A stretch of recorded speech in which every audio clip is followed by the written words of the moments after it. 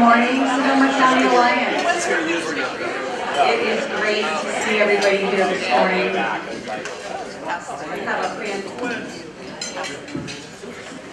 We have a fantastic program. My name is Janet Connors. I'm your 2023 president. Before we begin, Mark Nelson, would you like to lead us in the Pledge of Allegiance? Mark.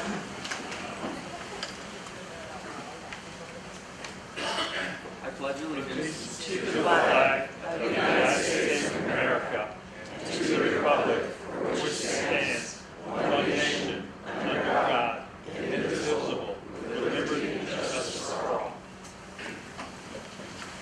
And in honor of original indigenous inhabitants, I share the following.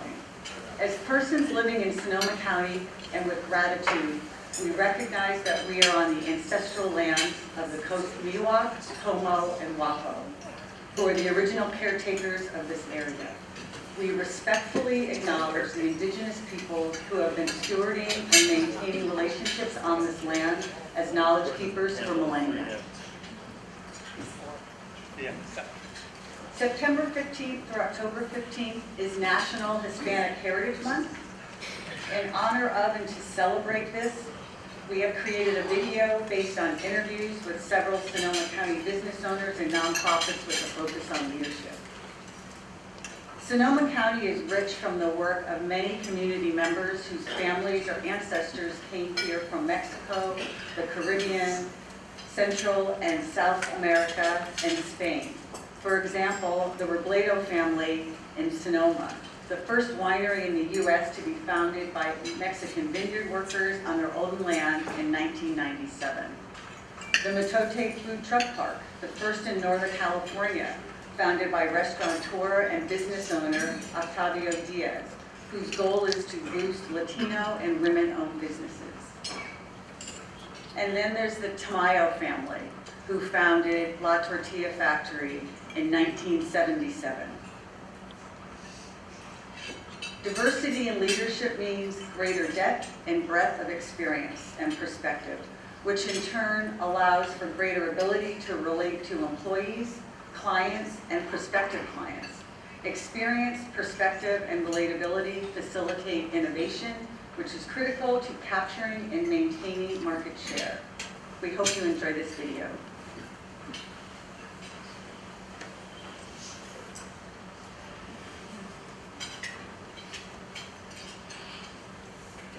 I can recall my own experience as a young kid, a young person, where I did see people who were leaders that looked like me. And when that is reflected back to you, it almost feels like it is impossible, like that you will ever achieve that kind of leadership position or that status.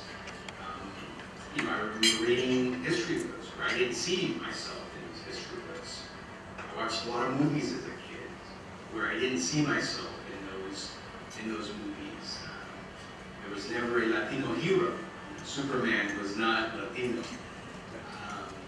When we drive around town, we see all of these street names named after people that are not Latino surnames. And so you begin to develop this understanding that maybe some of those things are unattainable. And so I think it's incredibly important that we share the history, the richness of our Latino heritage and all of the great things that Latinos have done. And I think we have a responsibility. I have a responsibility as someone who has achieved, by all accounts, great success, to make sure that young people see themselves in this role and that I can do what I can to help them along the way to achieve success, not just here, but anything that they want to pursue. If you think about it, that is sort of the American dream, right? That we can actually come to this country and overcome adversity and do great things. Think about our community, our association, who who we, have breakfast with, or who we spend social time with? Are we being inclusive, and what might we do different to ensure that others are at the table, or that we show up in spaces where traditionally we don't show up? That's how not only will you build inclusivity, but I think you will begin to understand this idea of belonging. Right? I don't just want to show up somewhere. I really want to feel like I belong.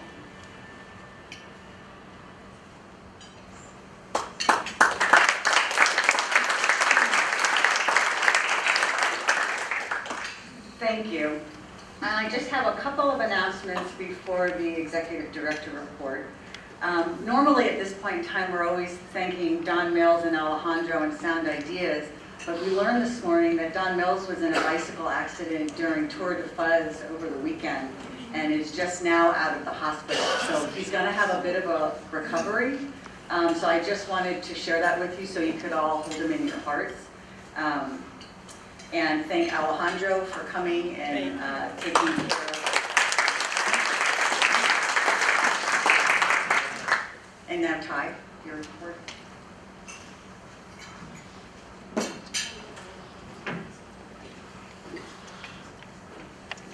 Oh, Janet.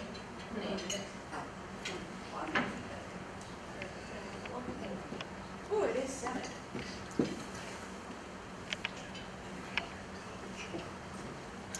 All right. Good morning, everyone. It's clearly 7:30 in the morning here.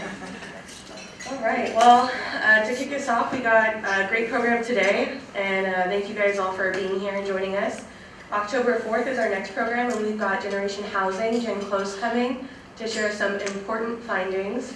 You might have heard them already, but there's some policy movement that we wanted to make sure that we're in the front line of. So make sure to mark your calendars, October 4th.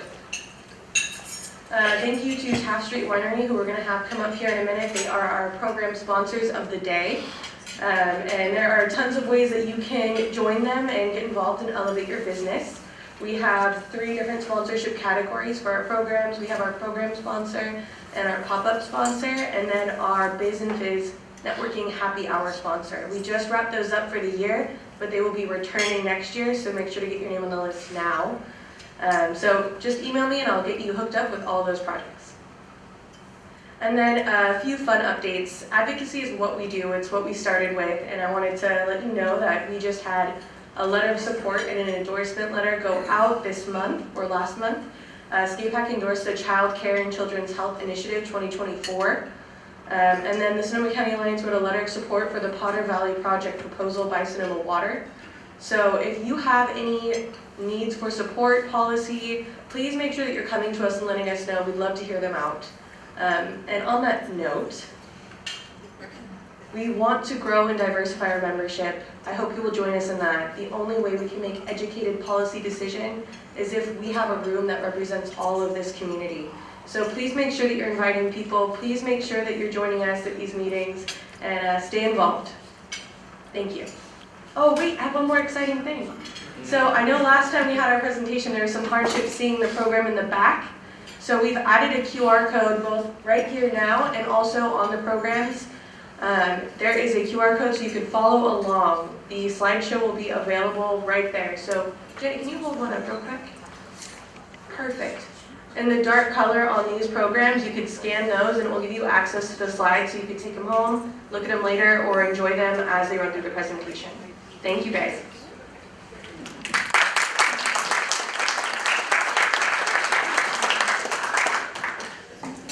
Okay, now I would like to invite Mike Martini and Jacob Martini up as they are our program sponsors from Taft Street Winery.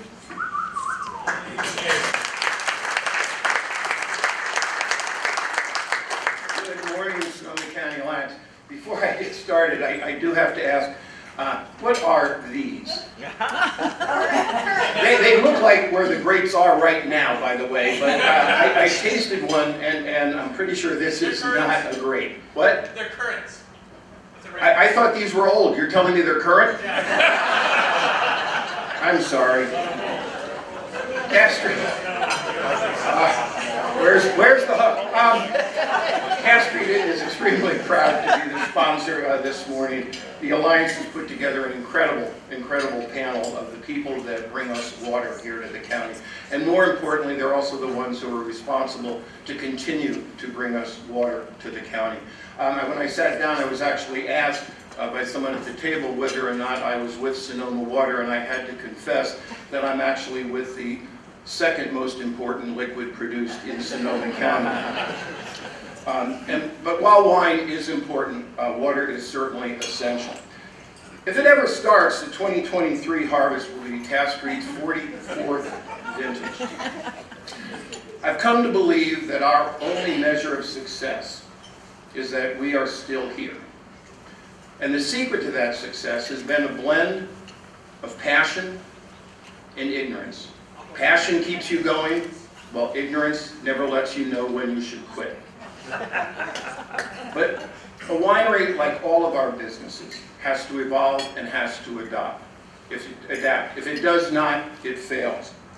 So I have been the face of Taft Street Winery for 44 years. I'm very proud to introduce the next face of Taft Street Winery, Jake Martini.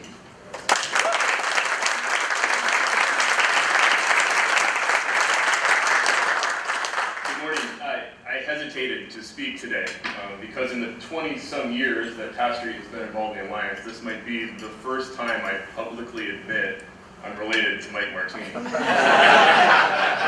That scares me just a little bit.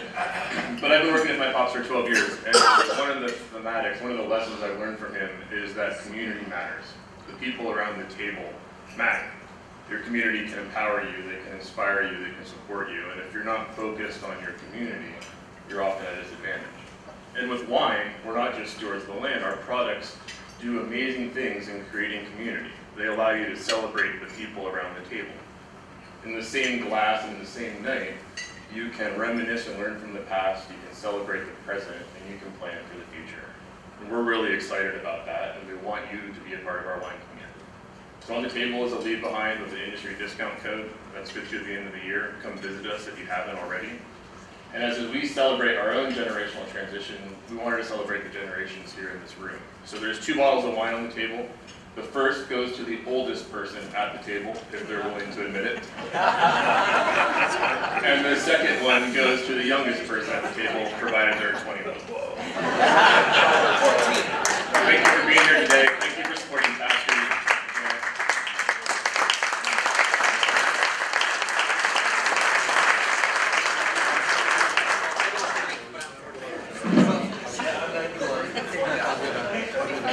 That's awesome. I haven't seen the wine changing hands at the table yet.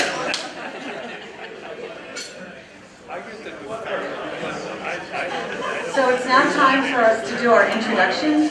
Ty, will you help me? If you are a guest, please put your business card in the bucket or a raffle for a bottle of wine. All right. And will each table stand up? So go ahead and stand up and then introduce yourself and any guests. Okay. Good morning, everyone. Mark Milan, Data Instincts, Public Outreach for Recycle Water Projects. And I have a guest, Ryan Long, who works with Data. Hi, I'm Ryan Long, work with Data Instincts. Good morning, I'm Grant Davis with Sonoma Water, and 2 folks with us are Andrea Regas and Ann Dubay.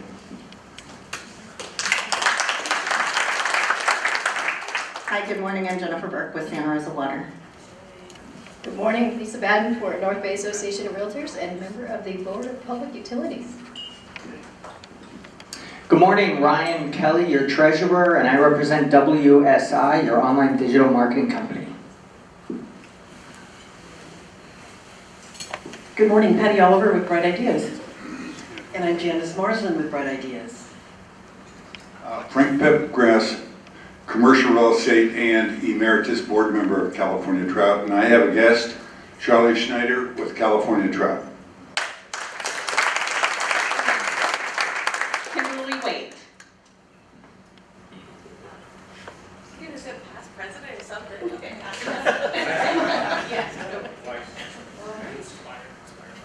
Hi, good morning. I'm Rosie Padilla, and I'm actually a guest of Lori Rooney. From North Bay Biz Magazine, she's over there getting breakfast. Good morning, everyone. My name is Devin McConnell, and I'm the Sustainability and Climate Initiatives Manager at Sonoma County Tourism. Jake Martini, Taft Street Winery. And Mike Martini, Taft Street Winery. Virginia Mahachik with WRA. Good morning, Molly Curley O'Brien with WRA. Good morning, Thomas Bixa, patent attorney. Good morning, Lori Rooney, North Bay Biz Magazine. Actually, Rosie is not a guest anymore. She's our associate editor. And you get her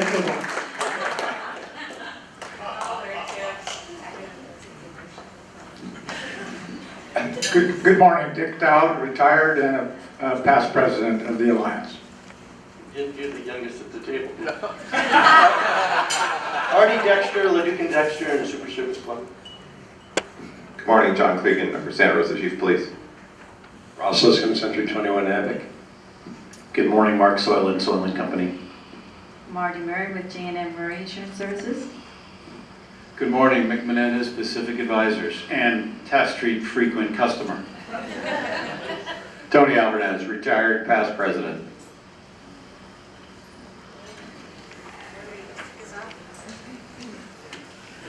Good morning, Andre Moran with Brown Jean Race Consulting Engineers. Good morning, Shan Catula, Town of Windsor Public Works Director. Good morning, Jim Daniel, Bohemian Club, and Renew members.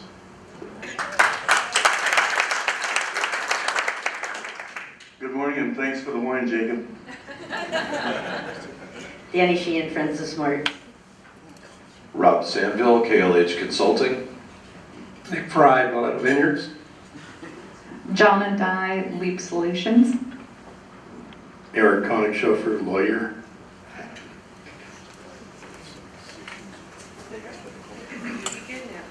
Double Eagle.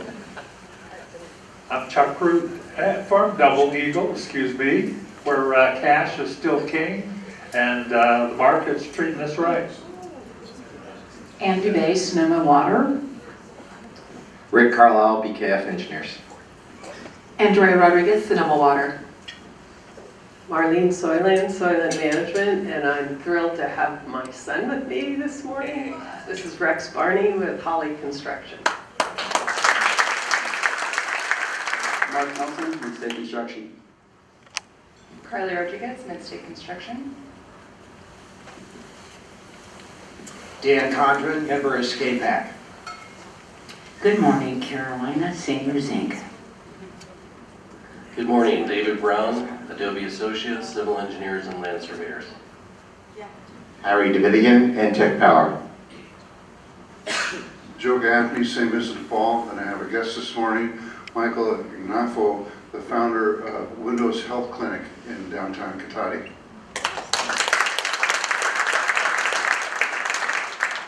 Good morning, Sandra Ormeron, Sotheby's International Realty.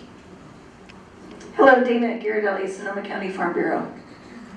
Gary Lentz, Loan Depot Home Mortgage.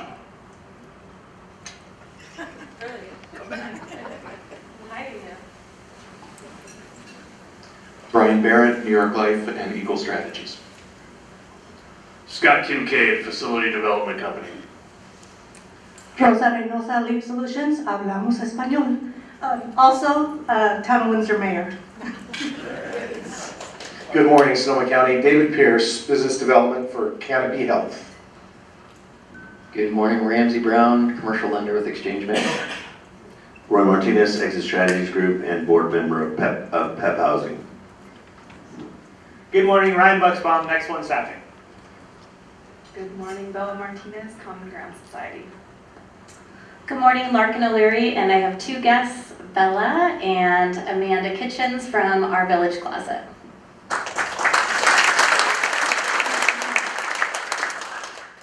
Art Dyke, EPS. Good morning, Ann Morkill with the Laguna de Santa Rosa Foundation. Good morning, Mike Pickens with the Operating Engineers Local 3. Kurt Nichols, retired past president. Good morning, Ken LaFranchi, Architect. Kevin Zuko, ZFA Structural Engineers. Tony Spisman, 707 Promotions, and I have a guest. This is Brendan Snyder from George Peterson Insurance. Brendan Snyder from George Pierce Insurance, also youngest at the table.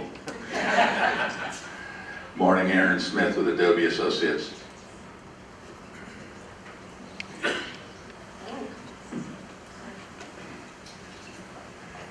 Good morning, Melinda Rivera with Pacific Gas and Electric. Good morning, Jason Lee from Sonoma County Office of Education. I have a guest with me this morning, Janine Wilson, the principal of Abraham Lincoln Elementary School.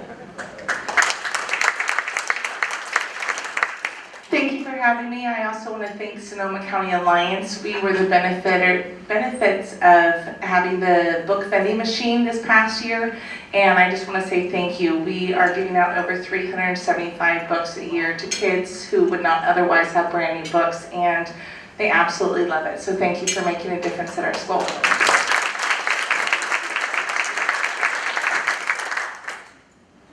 Hi, good morning. Eric Schmees, Golden State Lumber, and I have a guest with me this morning, Miguel Andrade Marin.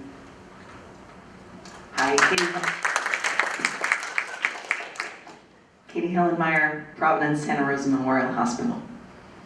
Good morning, Miguel Andrade Marin, Business Development in Golden State, Santa Rosa. Good morning, Zaid Hakim from PG&E. Mark Hale, Carlisle Macy. Good morning, Doug Williams, retired. Good morning, John Leyba, PG&E. Any business cards? Thank you. Got a competitive round today. Let's have Mr. Pipgrass pick the lucky winner. Convenience. All right, here we are. Oh, my goodness. Michael Ignapo. I'm sure I didn't say that right.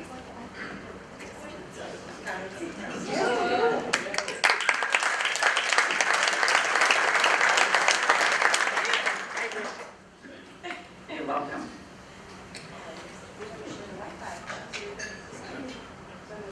Okay. So it is now my pleasure to introduce our discussion on water resiliency, collaboration in the region with Mark Milan, Grant Davis, and Jennifer Burke. Dick Dowd, who is the chair of the Sonoma County Alliance Water Committee and past president, will introduce the importance of this program. Dick?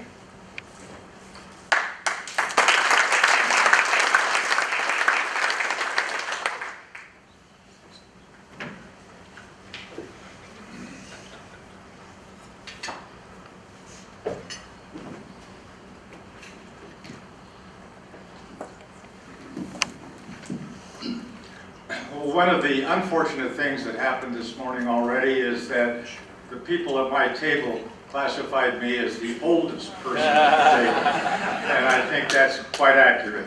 Classic. Anyway, good morning to all of you for being here.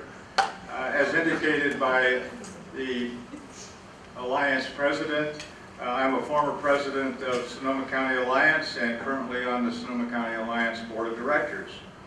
Also, for over a year, I have served as the co-chair of the Water Supply Committee with the other co-chair, Marlene Soyland, who is also a former president of Sonoma County Alliance. The Water Supply Committee also has about a dozen committee members who have a vast understanding of this area's water supply system and make our meetings very, very informative and productive. I will be introducing the moderator for today's program, which is Water Resiliency Collaboration in this region, shortly. But first, I wanted to mention to all of you the history of Sonoma County Alliance in regards to our region's water supply. Many of you know this history, but I wanted all of you to be aware of it. Almost 50 years ago, the Sonoma County Water Agency, now known as Sonoma Water, and the U.S. Army Corps of Engineers were proposing that Warm Springs Dam be built in Dry Creek about several miles west of the city of Healdsburg. As a result of this, Sonoma County Alliance was formed to advocate for the dam to be constructed and Thankfully, the dam was built to support the increase in our region's water supply, along with conservation and efficiency solutions. Now we are at a new stage of development due mostly to the climate change we are experiencing here and around the world. As you may be aware, this past year was a winter with significant rainfall. But the previous 3 years, we experienced severe drought conditions. This is a condition that we cannot ignore, but we must find new means to provide additional water for our region system, which is absolutely imperative for our residents, businesses, and agriculture. The moderator for this morning's meeting is Mark Milan, founder and principal of Data Instincts, a public outreach consultant firm specializing in recycled water projects throughout the western part of the United States. After Mark completes his opening comments, he will introduce the other 2 speakers from Sonoma Water and the City of Santa Rosa. The purpose of this meeting is to define what elements are being discussed in regards to water supply, how they will be approved, and what they can be, when they can be operational. Mark Milan, if you come up.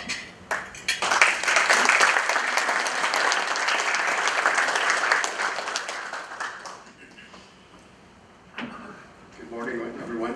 Hey, Ty, could you give me a hand? Thank you, Dick, and thank you, the Water Supply Committee, for listening to several of us over the last couple of years during the drought. Oops. I can tell it's my first time clicking here.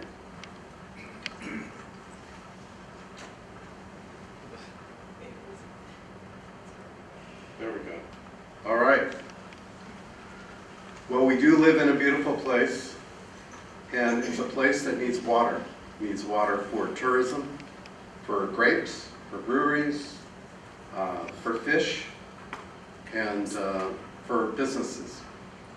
So imagine if you were a water planner or a water manager, what things would you have to consider? Well, first of all, if we look a year ago from now, we were in severe drought, right? And our reservoirs were very low, as Dick just mentioned. This year, this is August, just last week, no drought. So that's nice. And our reservoirs are full. But 10 years ago, we were in severe drought. The orange and red is severe drought for our region. So if you're a water planner, how do you plan for the future? How do you plan for water for a region like ours, where water is so critical? Well, you got a few options. You have conservation, and frankly, conservation has gone really well. Not only in Sonoma County have people conserved water really well, but also throughout California through the last few droughts. It's allowed us to stretch our water supplies through those tough times. And then there's ocean desal, which I'll touch on in a minute, and recycled water. The beauty of recycled water is that it allows us to offset our use of potable water. So wastewater that's cleaned up to a level that you could irrigate golf courses, playing fields, cooling towers, server farms, that really offsets our use of water. And finally, there's just using our water resources smarter and sharing and collaborating with our neighbors in the region. So, desal. This was a project in Santa Cruz about 8-9 years ago. You can tell it went over very well. I happened to work on that project. It was a little unnerving. But in California, there's been over 20 different desal projects put forward, but only 3 or 4 have made it all the way through. And probably the biggest one you have heard of is Carlsbad at about 50 million gallons a day. But the rest have encountered litigation, concerns about small aquatic life, and also they use about 40% more energy than other alternatives, such as recycled water. In the state of California, the governor has set as a goal 1.5 million gallons of the use of recycled water. That equates to over 500 billion gallons of water. So that is a great offset for us for the whole state. So how do you do that? Well, you can see here it's not just using recycled water for agriculture, landscape use and like that, but you can purify wastewater beyond that so that it can be used for drinking. As a drinking water supply that would augment groundwater or reservoirs and then clean further before going to homes for drinking water purposes. So right here on this chart, you can see the purple recycled water is about the level that we use in Sonoma County. And we have for over 30, 40 years, really well. We've been a leader in the nation for some of the projects that have happened in our region. Even in the little town of Windsor was one of the first in Northern California, among the first to use recycled water in front yards and backyards. I know we have the general manager here, Shannon, and the mayor of Windsor. So that's a proud moment for Windsor. But of course, oops, keep clicking away too much here.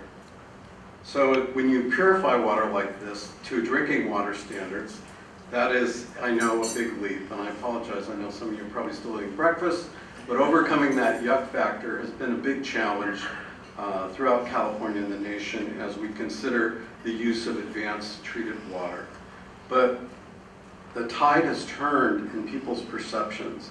And because of weather variability and the impacts of climate change in the West, it's really become more acceptable. How acceptable? Throughout California, you can see here from this graphic, over 40 different utilities and cities around California are considering using advanced treated water to augment their water supplies. And in the country, it's not just California, it's across the country that these advanced treatments are being considered for use to augment water supply. And in the Bay Area, it's actually happening here. Pure Water Monterey went online in 2019, just before the pandemic. Pure Water SoCal will go online in 24. One Water Nevada up in Reno is a regional advanced purified water project augmenting groundwater, will go online in 2025. So these projects are happening right amongst us, and I know that several cities in the Bay Area are also considering the use of advanced treated recycled water to augment their drinking water supply. So let me talk about collaboration, working smarter together. Obviously, we can, collaboration has its benefits between the different utilities and players, or we can fight over the water, right? So I'm sure we're going to hear a little bit later how these things, projects that are happening in our region. I will share with you a couple examples of collaboration in the past so far in Sonoma County. One of them is the North Bay Water Reuse Program. This started in about 2005, and it's been a remarkable example of collaboration between Napa, Marin, and Sonoma counties. Beyond legal jurisdictions and possibilities that anybody would have thought of, you can see here from this diagram, I won't go into the details of it, but you can see how water and wastewater shared across different borders, from Petaluma to American Canyon, can work together to share water resources and infrastructure, maximizing their potential. This graphic shows you a little more of the plumbing. A lot of this occurs around the San Pablo Bay, so it has not only benefits that offset potable sources, but it also has environmental benefits, has irrigation for agriculture. The Carneros region is irrigated heavily with recycled water. And so that brings economic vitality to all these cities and regions to the south of us. By the way, this project garnered $125 million in funding from federal and state resources, and then augmented with local sources of money, taking it to almost $250 million worth of projects, which is pretty amazing. The other one I want to mention is the Geysers Recharge Project. That was a collaboration between what's referred to as a sub-regional system, Santa Rosa, Roanoke Park, Sebastopol, and any septic system out there contributed to this water that's treated to tertiary level and then goes up to the geysers to regenerate the geothermal wells, providing enough electricity for over 100,000 households in the Bay Area grid. Now, along the way, after the project was in place, the town of Windsor also contributes water to that project. And as we look to the future, this project is now 20 years old. It's going to have a birthday party later this year, which I'm sure Jennifer will mention. But it's a resource. It's an infrastructure that's pretty amazing and really, I think, was built ahead of its time. Now, to more current issues, in 2014, the state of California adopted the Sustainable Groundwater Management, which has certainly impacted a lot of us. Any of you with wells out there know how trying this has been. And so this is all about maintaining our groundwater levels so that they're available for use in the future. And then, of course, we have our reservoirs, Lake Sonoma, Lake Mendocino, and of late, you've heard, I'm sure, and read in the newspapers about Potter Valley and the Eel River diversion. And with that, I'm going to turn it over to real water managers and planners. First will be Grant Davis from Sonoma Water, and then Jennifer Burke with Santa Rosa Water. Grant?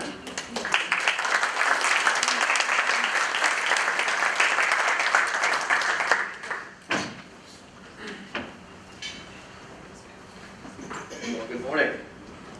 I feel like I've been here not that long ago, and I had to mix up what I'm going to be biking about today.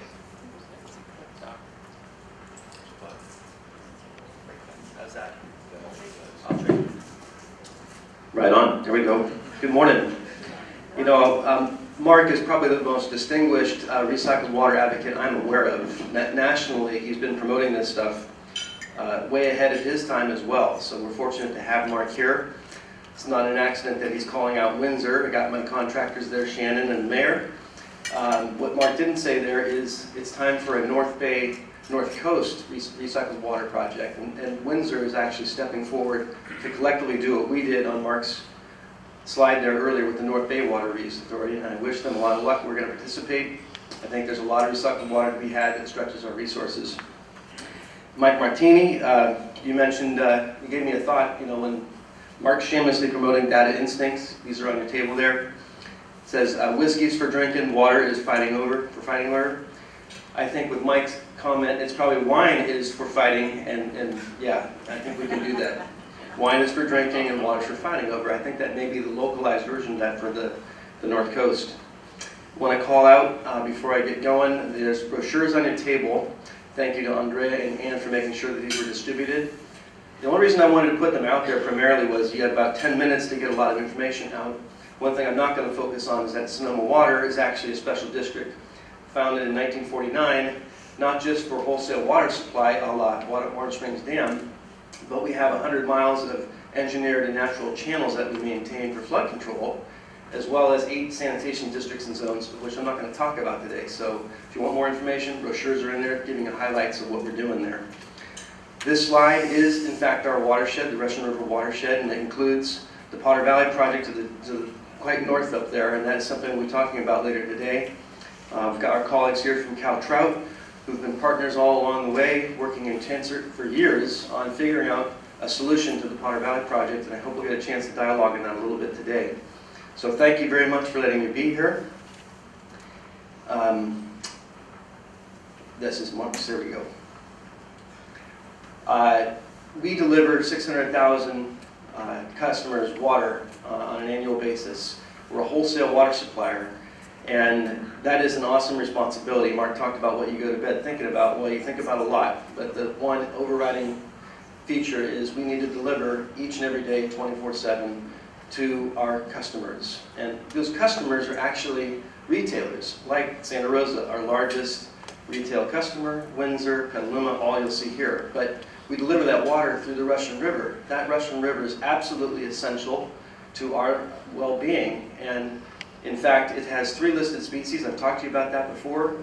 Endangered species that need to be protected. We use the Russian River not just for a source of enjoyment, but it is our natural pipeline. And it's our responsibility to make sure that we steward that resource, the whole watershed, and it's part of what our challenge is. And it's important that we come up with policies and procedures that enable us to balance and support both water supply and protecting the environment. It's absolutely essential. So, Mark mentioned the drought, Dick mentioned the drought. The Water Supply Committee for the Sonoma County Alliance, we've been meeting with you, several of us over the year, and before that, during drought. In response, you may remember that it wasn't that long ago, we ended up with a $6.9 million water supply resiliency project in Santa Rosa Plain. We got an old well back up and running to supply water, in this case, primarily throughout our southern system, the areas in the southern part of our region that were basically out of water in their reservoirs. In addition, we got a $2 million Russian River water supply resiliency project. Those are actually 3 projects related to Water Valley, getting the science, the data, the information we need to make informed decisions.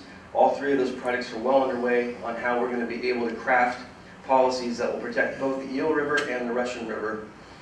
We passed a climate adaptation plan that we're in the course of implementing, about 85 different projects that are looking at resiliency, vulnerabilities that related to climate change in our system. And then one that we're all going to be looking at is the Alexander Valley Aquifer Recharge Project. And that is something funded by the state of California with some amazing stakeholders, Farm Bureau, private landowners, large wineries that are looking at using the existing infrastructure they have to put water up into the region in the wintertime, have it percolate and recharge those groundwaters that Mark was talking about. Really exciting stuff. So what a difference a year makes. Credit the Farm Bureau here. We're looking at on your left-hand side is Lake Mendocino, circa 2022, and on the right, 2023. It's a dramatic difference, and I think that's the overarching message that we need to think about. In our region, we're managing 2 extremes. We're going to have wetter wets and drier dries for extended periods of time, and the variability is what we're trying to manage for. I want to make sure that this community understands the importance of maintaining your infrastructure. That huge investment that we've made throughout this system that delivers water from Windsor all the way south needs to be maintained. And some of the projects that we're embarking on right now with your rates that help us do that are tank coating, cathodic protection, tank cleaning that's ongoing. We've got a 10-year program that's going to be systematically maintaining each and every one of those facilities. We've got, these are all the way through isolation valves throughout our system where we're looking at earthquake and making sure that we've got sections that can be shut down. You have available what's called stick pipe that is going to be used in a close location so you can move in quickly, make repairs when necessary, and have that geographically and spatially oriented. This stuff takes funding, guys. Natural hazard vulnerabilities, they're numerous. Many of them we're working through right now and looking at our vulnerabilities to earthquake. This project, don't worry about the granular nature of it, but it's meant to make a point. We have a Sonoma water resiliency study, not unlike what Santa Rosa is going to mention in just a few minutes, that is looking at breaking down the boundaries, the county boundaries, the city jurisdictions, the district boundaries for water districts, looking at key operations and how you can maximize those by working together in collaboration, which is the theme of the day. I'm not going to go into a great deal here, but we are looking at several projects that are going to systematically be looked at for where they could provide integration and resiliency for the best investment. It's not unlike what Santa Rosa is going to talk to you about in a minute. I've been up here a couple of times talking about probably our most significant breakthrough is our increased ability to measure precipitation accurately. Extreme weather events. Overall, these atmospheric rivers, or what they're called, are enhanced water vapor, which provides about half of our rainfall in the Russian River, and it causes about 70% of the flooding. This is similar statewide, so you've got to understand atmospheric rivers. And we've been working for over a decade with the Scripps Institute for Oceanography down at UC San Diego. We celebrated that 10-year milestone. Our initial project is the one right here at Lake Mendocino, and to date, we've been able to work with the Army Corps of Engineers, which co-manages that reservoir with us, and secure water supply well and above what the normal water supply pool is, and get into a flood control pool Right now, we're sitting on 11,000 acre-feet of additional water in Lake Mendocino as a result of something called forecast-informed reservoir operations. It's remarkable. We're going to export that into Lake Sonoma. Same team, same effort, similar but different because Lake Sonoma is a much bigger reservoir. But we're looking at conservatively 20,000 acre-feet of water that could be saved with FURO at Lake Sonoma over time. When you think about the magnitude of this, it's about 30,000 acre-feet of water. 30,000 acre-feet of water, we sold about 40,000 acre-feet of water last year to our customers. It's huge, and we're doing it. And I want to reassure you that this is something that's now going, not just in Sonoma and Mendocino and points north, but going all across the state. And we're helping do that. We're sharing the knowledge that we got, the technical experience to be able to fly out and have underutilized hurricane hunters fly into these atmospheric rivers in the winter to drop data sondes and tell us what's going on with that atmosphere. And it is a huge breakthrough. So very proud of the fact that we're able to do that. Here's just one example. This is basically simulating 2019 through 2023. And that FURO pool, that blue area there, is the area that we're able to hold back as a result of this advanced precipitation modeling that we're doing. And these are some of the year types. Look at that blue one. That blue one representing 2023, you can see all the way at the far right in January 2023, that is the atmospheric rivers, 9 of them that we got in a very short period of time. Blew right through the FURO pool, and we actually had to release, but we did it in a coordinated way. That's where the 11,000 acre-feet of water resides today. It's amazing and very important that we continue to promote that. To wrap up, I'm just going to dangle out the problems and the progress on the Potter Valley project. That is the latest and greatest right now. I told you about 30,000 acre-feet looking at Mendocino and Lake Sonoma. With Potter Valley, we're probably looking at ever diminishing amounts of water coming from, basically it's Lake County through Lake Pillsbury. PG&E, that's well represented here today, have said that they are going to walk away from both dams. It's Lake Pillsbury and Cape Horn Dam, which is what you see here. In my estimation, this is going to be one of the most significant decisions coming up in the next couple of years, is whether or not PG&E, in their effort to move out of hydroelectric area in this region, allows for a diversion when they surrender these projects. It would mean that we're in the process right now, our friends with the Round Valley Indian Tribe, Mendocino Inland Water and Power Commission, and Sonoma Water have a proposal headed to PG&E to see if they would include in their surrender process, which is going to be basically publicly available in November and through next year, a decommissioning of this facility and a construction of a new Eel Russian River facility that would allow fish passage. Very important. These are endangered species, and I can tell you, it's the next generation that we're focused on right now. Can you design something that will allow fish passage, both migration up and back out of the system safely, and still divert water in the wintertime when it's readily available? Talking about basically the months of November through maybe February. That's the limited amount of water that will be transferred from the Potter Valley project through a mile-long tunnel that PG&E owns into Lake Mendocino, where we then use it for meeting minimum in-stream fish flows. So that is the effort, and I am going to leave it there so we can get into Q&A. Pass it back to Mark to introduce Jennifer, or do I introduce Jennifer? Great. Jennifer Burke, my colleague, my friend. Come on up, Jennifer. Proof that we work together. And here you get the smarter one. Thank you, Grant. It's how we planned this out well. Good morning. Thank you for having me here this morning. I know I've talked to the Alliance a couple times. This time we're focusing a little bit more on where we are looking to go in our future for Santa Rosa. Oh boy, sorry. There's a little bit of, there we go, animation here. So just a bit of context for folks. We are, as Grant mentioned, we're the largest water contractor for Sonoma Water, and we provide retail water services for Santa Rosa, about 175,000 people, give or take. We serve a little over 6 billion gallons of water per year, although last couple years it's ranged as low as 5 billion gallons. So you can see 1 billion gallons is a big swing. between years. Makes a big difference. Makes a big difference to our stability as a utility. It makes a big difference to Sonoma Water and both of our stabilities from a financial perspective. So it is very interesting as we continue to see climate change, how we're going to see such big swings in our water supply. We also have about 600 miles of drinking water pipe, 600 miles of sewer pipe, and as Mark mentioned, we are the owner and operator of a regional wastewater treatment plant. And we provide wastewater treatment for about 213,000 customers. We do have, on average, about 6 billion gallons of wastewater that we recycle. We used to see about 7, so we've seen about 1 billion gallons less coming into our treatment plant in the last 20 years.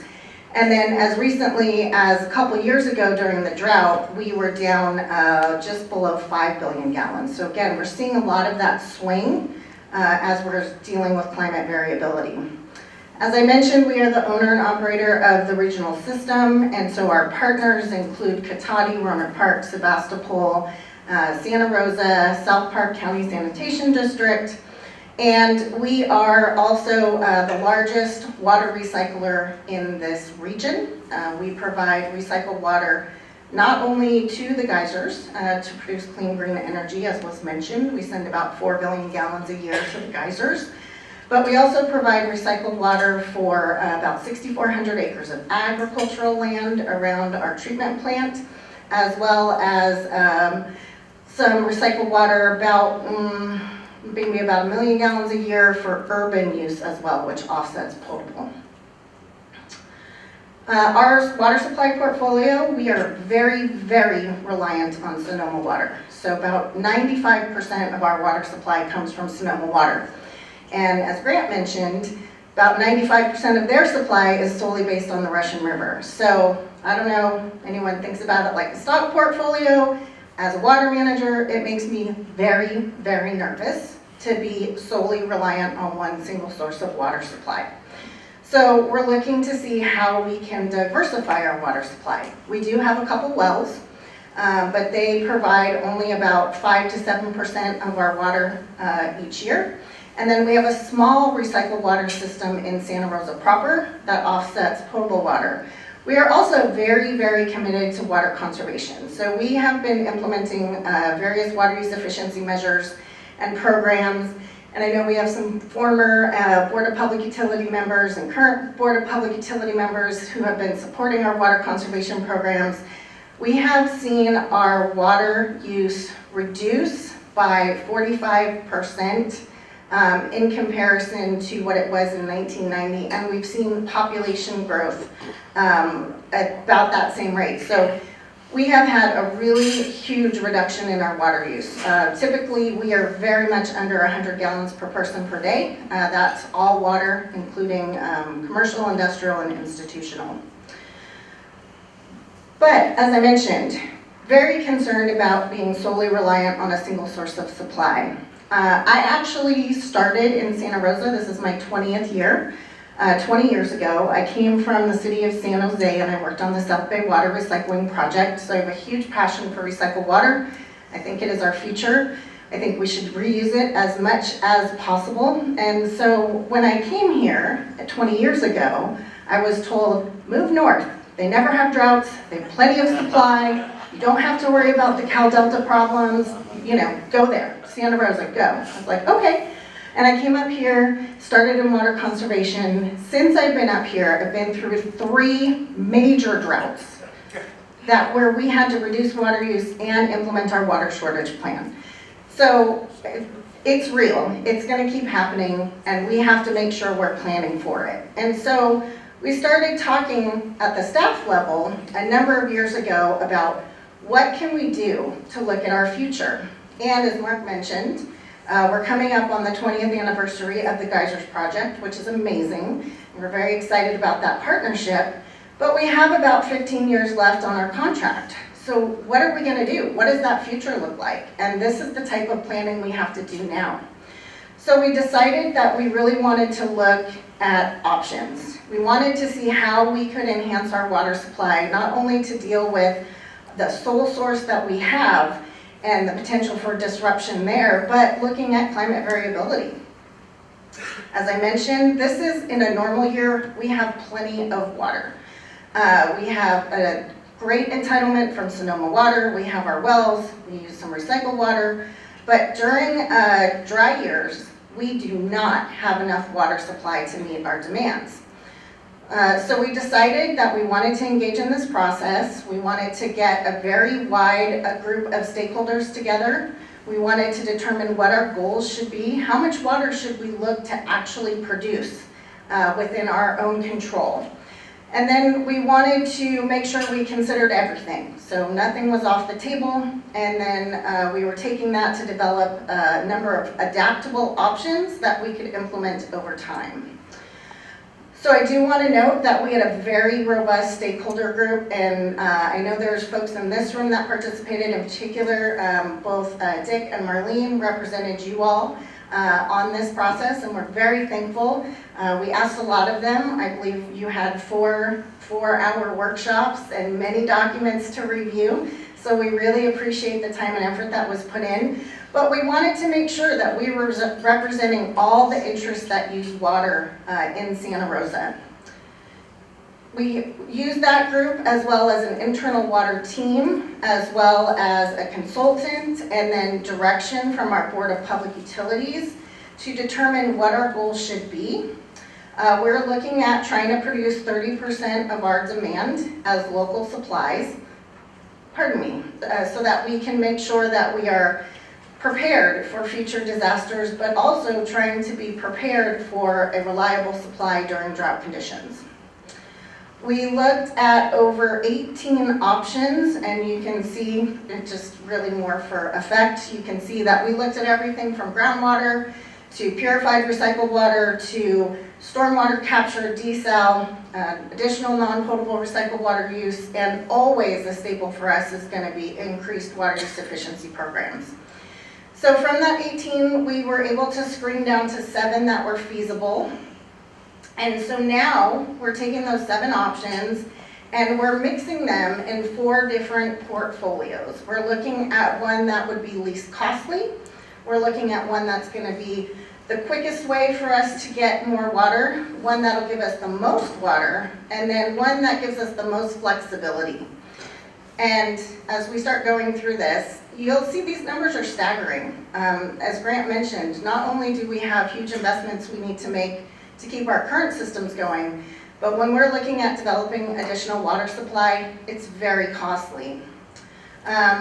What we're looking at for our sort of most economical would be groundwater with water use efficiency, quickest to implement groundwater with water use efficiency. The most supply, we are looking at both groundwater efficiency and direct potable reuse, and that would be recycled water coming from our treatment plant, and then trying to further determine if we could do some type of stormwater capture. And then the most adaptive, we're having everything on the table. And as we go forward and start implementing these various projects, we can stop over time and say, is this providing the water supply we need? Is it most cost effective? Are there new technologies or other things that have changed? So we can keep implementing, but also move to a different project if it makes more sense. So it gives us that flexibility to be really adaptive as we go forward. We are almost complete with this project. Again, I want to thank those in the room that have participated. We know we asked a lot of you, but we thought it was a great process and really appreciated the feedback. We are bringing this to our city council this month, September, for a study session to get some additional direction from our council members. Then we'll be going back to our Board of Public Utilities to finalize the plan. And with that, I'll turn it over to Mark. Great. That'll be fine. Thank you, Jennifer. I know that was a lot to digest.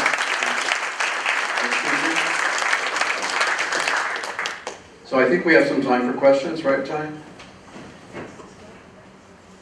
Okay.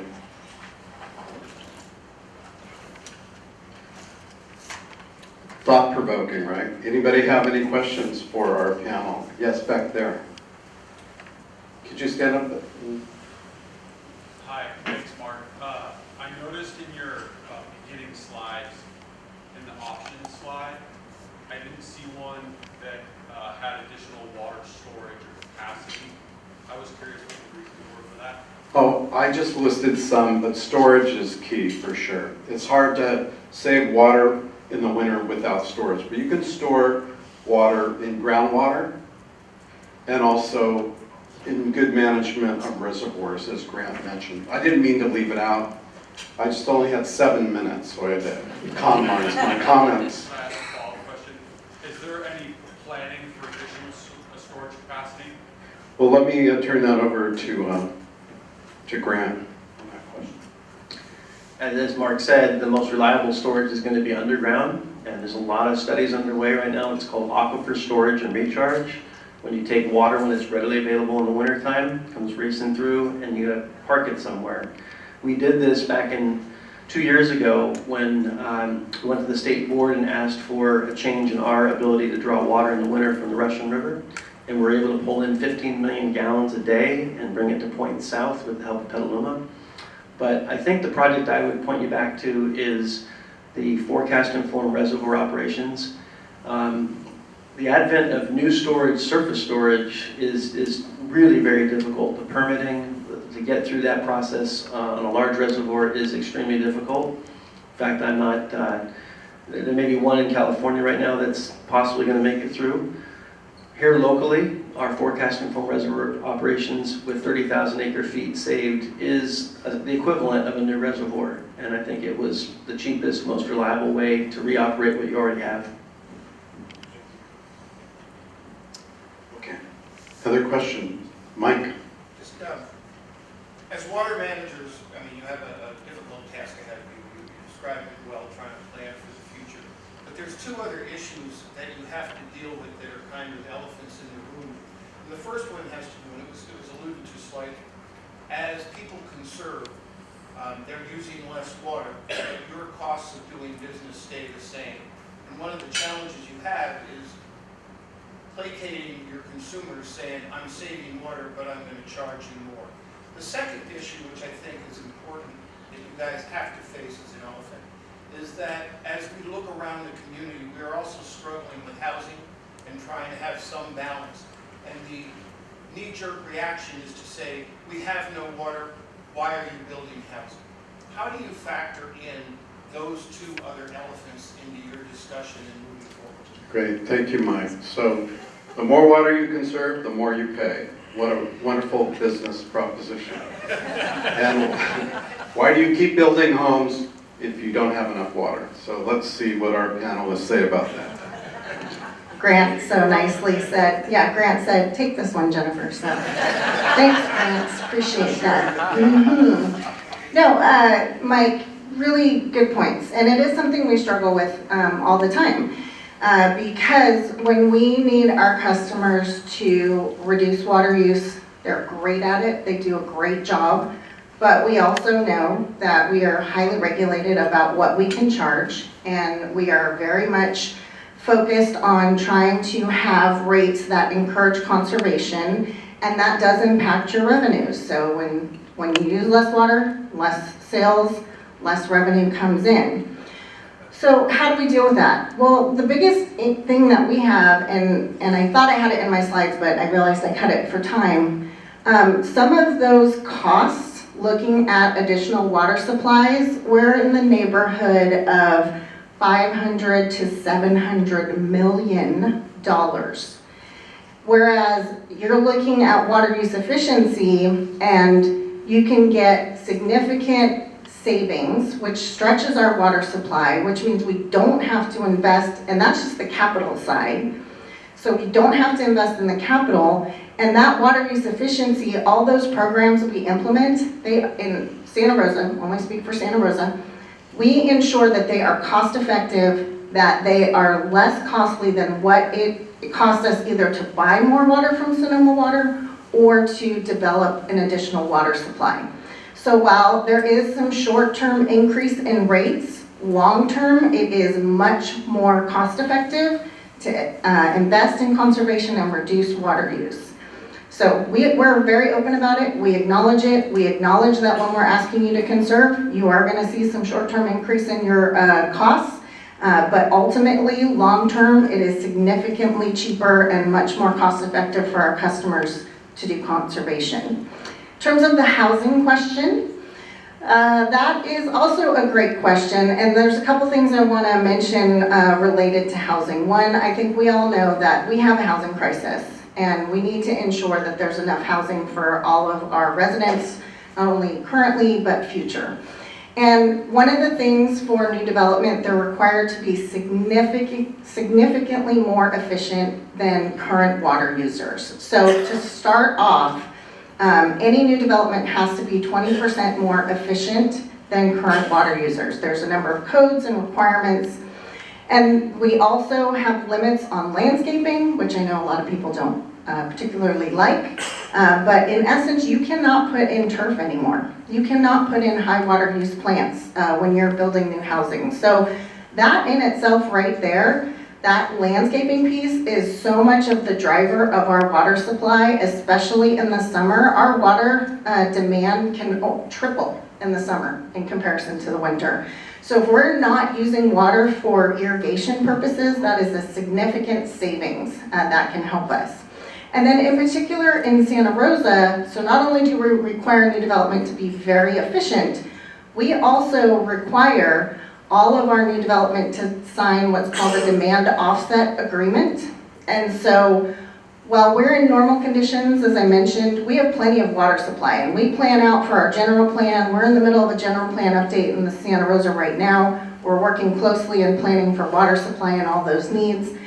But when we have times of drought, when we know we are limited on our water supplies, we require new development to be completely net zero demand. So they cannot add any new demand onto our system. It's a very unique proposal. I think we're the only one in the state of California, but it really does help us ensure that when we are in a time of needing to have our existing customers cut back, new development also will not add any demand to our water supply. Did you want to add anything, Brian? That was a great answer. And I think I was more struck on your comments, whether or not we should be blaming you for the last 3 droughts or not since you moved up here. No, and you've managed all through those crises well. And remember, the theme of the day is extremes and managing to those. So what Jennifer said as a retailer, that's really astute. The fact that you're looking at not adding additional draw off of your current allotment is pretty innovative and quite remarkable. I didn't want to miss the opportunity to apologize and admit something I'm not proud of. And I think, what could that be? So many things. But it's that we collectively, our board and our staff, have kept the lowest wholesale water rates in the Bay Area for the last 10 years. I put the infrastructure projects up there to make sure you're aware that you can't keep doing that. It's not a good business model. You're going to have massive investments that are going to be necessary once things start falling apart and breaking on you. It's not the way to manage. I used to come here and brag on that. I was wrong. We have some catch up to do. And I want you to know that as the leaders in our community and the business community. You cannot ignore the massive investments that are going to be required over the years. So last year we went to our board, the Alliance Water Supply Committee supported about a 10% rate increase. That was not easy. That was something new, it was collaborative, and it was done by education. We're probably going to be there again, and I know it's a sorry truth, but that's what it's going to take. We have to make it up. We can't be the lowest wholesale water rates in the Bay Area and expect to have a system that's functioning for the next generation. So I needed to say that to you. Great, thank you both. Any other questions? I see one back here, Ty. Oh wait, she's coming with a mic. Where are you going with that? I guess to you. I think we have 2 questions, So, Grant, you just focused on, the need to maintain capital infrastructure, and it's occurring to me, there's one great thing about conservation. It lessens the capital load that you have to maintain. So there's something in your favor. That's just an observation I just had while you were speaking. My other question was, slow it, spread it, sink it. Is that having any grand effect on our groundwater basins? And what that's about is, we civil engineers and landscape architects, I won't say doubled our fees for site design when we've got to wrestle with putting infiltration basins in your front yards. I'm just wondering what kind of effect that's having, because, oh my God, it becomes really challenging in some projects, and I constantly wonder whether it's worthwhile. So is all that having any effect on groundwater recharge, and have we experienced subsidence around here? Because most people probably don't know, once the ground subsides, you can't pump enough water back into it to raise it back up. So where are we with those questions? Okay, those are some good questions. That's a lot you just threw out there. Certain parts of California are really good at, they have catchment basins, and it does help recharge the groundwater, all right? But for here, I'll go to Jennifer and then Grant. I like how Grant always punts to me with the harder questions. Just kidding, Grant. Great question. So we are part of the Sustainable Groundwater Management Agency for the Santa Rosa Plain. So I'll speak specifically for the Santa Rosa Plain. I know Sonoma Water is part of all three of the groundwater basins management agencies in Sonoma County. In particular for the Santa Rosa Plain, we haven't seen subsidence issues, so we don't have a problem there. We have seen in general that the groundwater basin is in pretty decent shape in the Santa Rosa Plain. I don't know, I can't speak specifically for the low impact development, slow it, sink it, spread it requirements, as have they made a difference? But we do know that in looking over time and reducing and being more efficient in water use, we've seen rebound in the groundwater basin. In particular, there's an area in Rohnert Park that used to be more heavily reliant on groundwater, put meters in, switched over to being more heavily reliant on Russian River water supplies.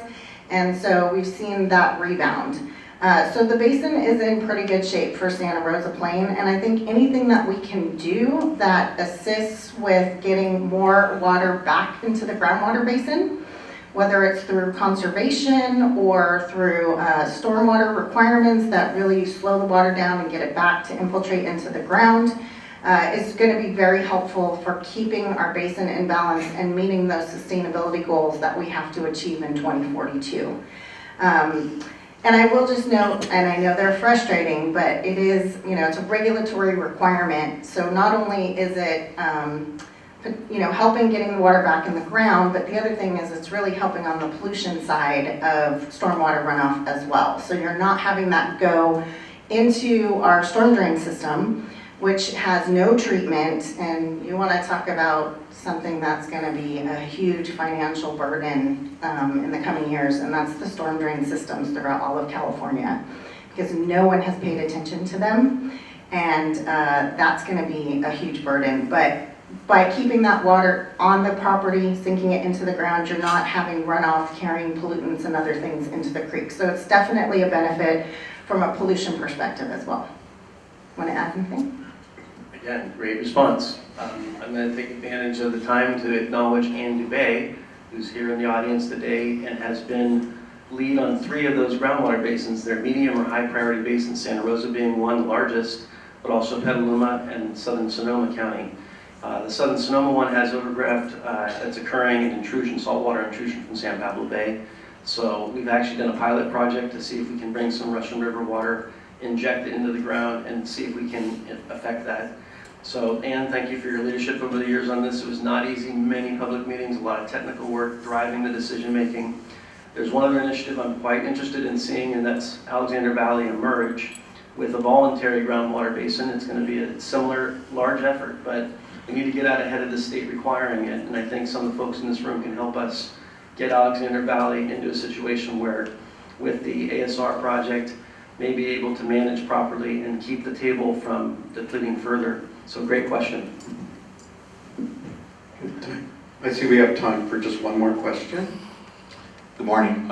Do you have any expectations for projections on, assuming conservation efforts keep going on, right? There's only so much you can actually conserve and get to. You could be perfectly efficient after some point, but we still use water, and we have a growing population.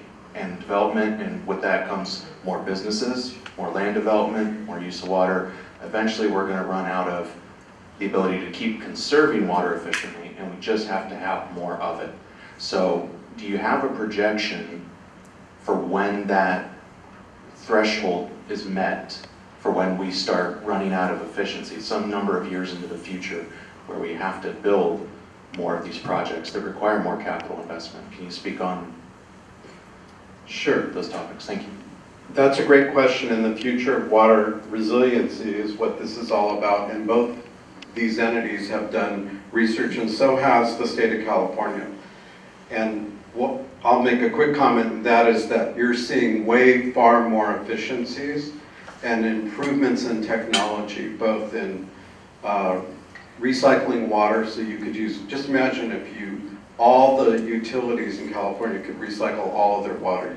You have a long way to go there to capitalize on recycled water. So we haven't even seen the bottom of that yet at all. And then there's the efficiencies of reservoir management, et cetera, that you heard earlier. And I'm going to go ahead and let each one of these address that. Also great question. So we do water supply planning. It's called our urban water management plan, and then we have other documents that we also do, but it looks out 25 years. In particular, again, I just want to speak for Santa Rosa. I know there's similar things that occur in all the other retailers around here that purchase water from Sonoma Water.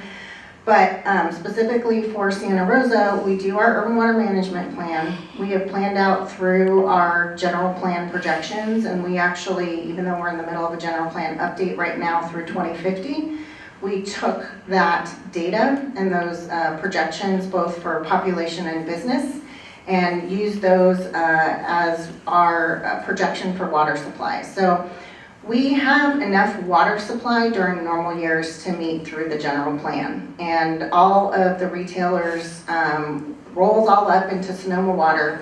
Sonoma Water's current water rates, they have enough to almost meet all the needs. I think it's about a 5,000 acre foot difference in the future. But there's conservation and other programs and local resources that we can look to. I will say a couple things about water use efficiency. And we do hear about this from a lot of folks, and we're so appreciative of those that do everything they can. There is a concept known as demand hardening, and we do see that there is, to some extent, some base amount of water supply that people need. But there's also, in my terminology, I just say this, it's not a true term, in my opinion, there's also demand softening. So we know that technologies keep getting better, that there's new efficiencies that are brought forward, there's additional things that you can look at. And so the projections that we had 20 years ago when I started up here were significantly higher than the projections we're seeing today because of all the efficiencies that we've put in place, because of all the programs, because of the technologies continuing to improve. When I started in conservation, we were looking at replacing 5 and 7 gallon per flush toilets with 1.6 gallon per flush toilets. We are now looking at 0.8 gallon per flush toilets. There is a ton of water waste that is still in our systems throughout every one of our communities. Just drove over water this morning that ran off of a property, right? So there is a ton of things that we can do to reduce water waste, to really think about how we're using water at our residence, especially in the landscape. That could be much more efficient and could free up that water supply so that we don't have to do those capital investments for additional supplies for future growth. But we do not have enough supply during those drought months, those drought years. And so we are going to have to make those investments from a resiliency perspective to keep the water supply for our current users. And so that is really what we're looking at. It's not really about population and future growth anymore. It's about climate change and the drought response and how we're going to remain resilient through those. And yeah, I'll stop there. Go on. You sure could, and it's been great sharing the stage with you, Jennifer. I'm going to take the liberty of having the mic, and Mark will never let me get it back, but I am surprised that we didn't talk a little bit more about Potter Valley, and so I'm going to segue off that question, which Jennifer answered with my own bit of information, that it's incumbent upon this area to understand how important that diversion is to this region. We're looking at possibly 20 to 25,000 acre feet of water on the northern end of our service area. Lake Pillsbury's up in Lake County. It's clearly PG&E's intent to walk away and surrender the larger project. They've also talked about Cape Horn Dam. You heard that in my presentation. We currently have got to work in tandem with PG&E to have them submit in their surrender application this project that we refer to as the new Eel Russian facility. It's designed to be fish friendly, and it's designed to take advantage of the existing infrastructure. We do need to build something that will let us divert in the winter months, but do it so fish are not compromised. I cannot tell you how important this is to this region. So you start talking about when are we going to hit our projection on horizons. Well, I have to answer with or without Potter Valley water into Lake Mendocino. If it's without, a hell of a lot earlier. There are projections that say without Potter Valley, Lake Mendocino could go dry in 2 out of 10 years. For a water manager, that's staggering. Cannot allow that to happen. So I'm asking the Alliance to please consider weighing in and help where you can. Implore PG&E, our electeds, and our coalition to build a project that's not only economically viable through a regional entity that we'll be establishing, but will secure our future into the next generation, to our children and our children's children. It's that important, and we have to do it in a way that's very collaborative and understanding. So our challenge right now is elevating up the Russian River and the Eel River together so that in California's mind, it's as important as the Sacramento River, the San Joaquin River, and the Yuba. That's short and simple what we've got to do. We're well on our way to doing it, but we're going to need this community to weigh in like you did in prior challenges. It's always a pleasure to be here, and thank you for your attention today.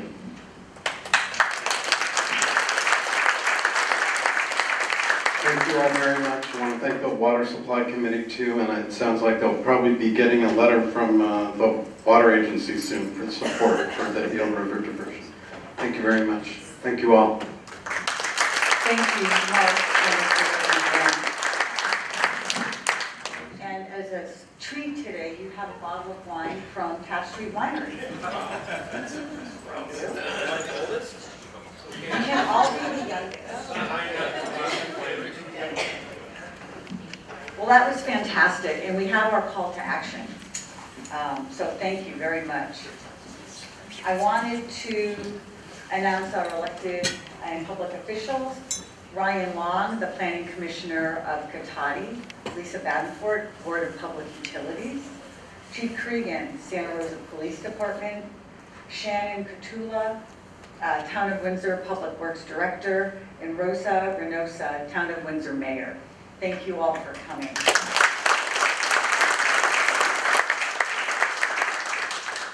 So next month, please join us on October 4th for another impactful topic on housing, Sonoma County. Thank you all for coming. If you are a guest, I encourage you to join the Sonoma County Alliance. The SCA is a business advocacy organization. Our strength is in our voice, and our voice is our membership. Please join Sonoma County Alliance and contribute your voice. Thanks. Have a great day.